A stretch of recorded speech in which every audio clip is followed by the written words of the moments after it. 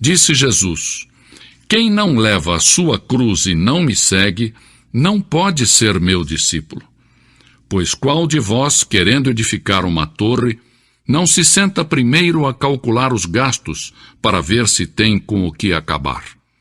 Para que não aconteça que depois de colocar os alicerces, e não a podendo acabar, todos os que a virem comecem a zombar dele, dizendo: este homem começou a edificar e não pôde acabar. Lucas 14, 27 a 30. O que Jesus quer dizer a você é: se você vai servir a mim, então sente-se e calcule o custo. Quando abordamos a palavra de Deus, enfrentamos 3 problemas.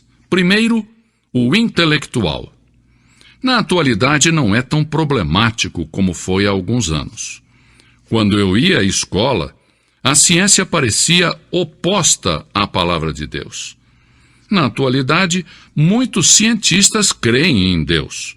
Mas o problema intelectual que eu enfrentava é semelhante aos que muitos enfrentam hoje. Eu tinha que decidir quem era Jesus Cristo. Era o Filho do Deus vivo? Era o caminho, a verdade e a vida? Jesus era a encarnação de toda a verdade científica, psicológica, moral e espiritual? Esta é uma decisão que deve ser tomada acerca de Cristo, uma decisão intelectual. A Bíblia tem algumas coisas a dizer sobre a mente. Temos que amar ao Senhor com todo o nosso coração, toda a nossa alma e todo o nosso entendimento. Tende em vós aquele sentimento que houve também em Cristo Jesus, diz a Bíblia. A mente é importante, mas é preciso recordar que tem sido afetada pelo pecado. Não é possível chegar a Jesus Cristo somente de forma intelectual. Esse passo deve ser tomado por meio da fé. Foi por fé que eu disse: Senhor Jesus, eu creio que és quem disseste ser, o Filho do Deus vivo, o Criador do universo, que morreu na cruz pelos meus pecados e se levantou outra vez para a minha justificação. Creio, Senhor, que irás regressar para estabelecer o teu reino. Sei que és o meu Salvador e por fé te aceito. Quando fiz isto, ele entrou no meu coração e me transformou numa nova pessoa, e o mesmo fará por você. O segundo problema que enfrentamos ao comparecer diante de Jesus é da natureza moral.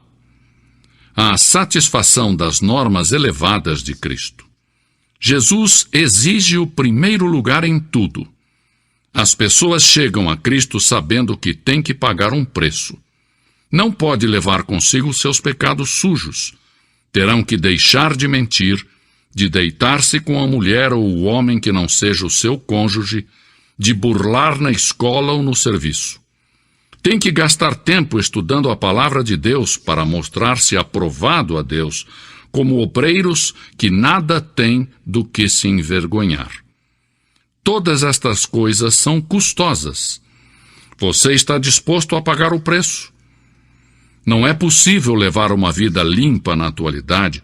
Só há uma maneira: com Cristo no seu coração. O apóstolo Paulo disse: já estou crucificado com Cristo, e vivo não mais eu, mas Cristo vive em mim. Gálatas 2:20. As Escrituras dizem: pois o pecado não terá domínio sobre vós. Havia uma época em que o pecado reinava na sua vida. Mas quando você aceita Cristo, o pecado já não domina mais você. Cristo reina e pode ajudar você a satisfazer as altas normas morais e éticas que Ele mesmo estabeleceu. De imediato, o aceitar a Cristo não nos fará perfeitos. Suponhamos que você aceite a Cristo e se rebele e caia. O que acontece?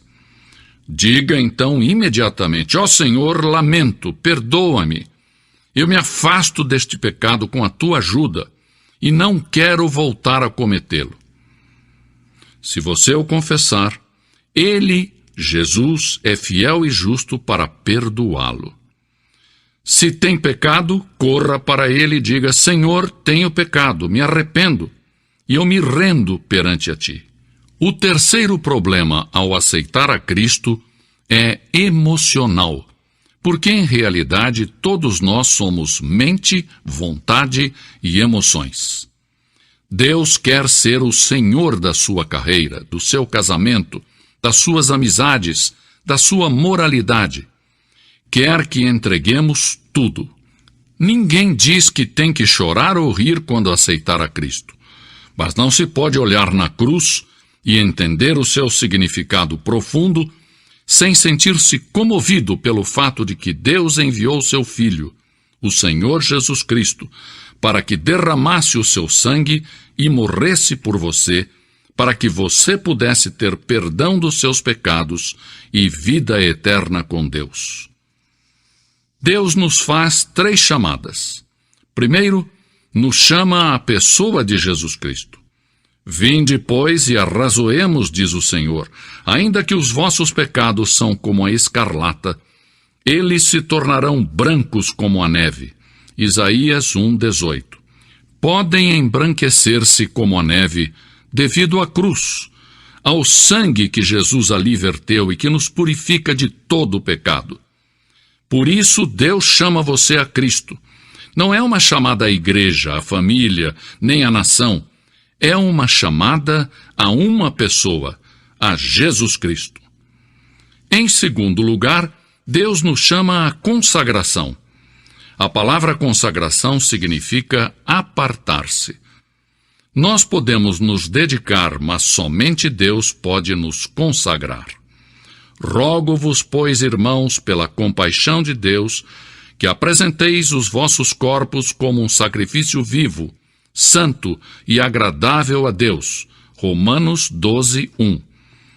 Pense na sua vida como se fosse uma casa para a qual você tem um molho de chaves. Quando você responde à chamada de Cristo para a salvação, você entrega a Deus a chave da porta principal.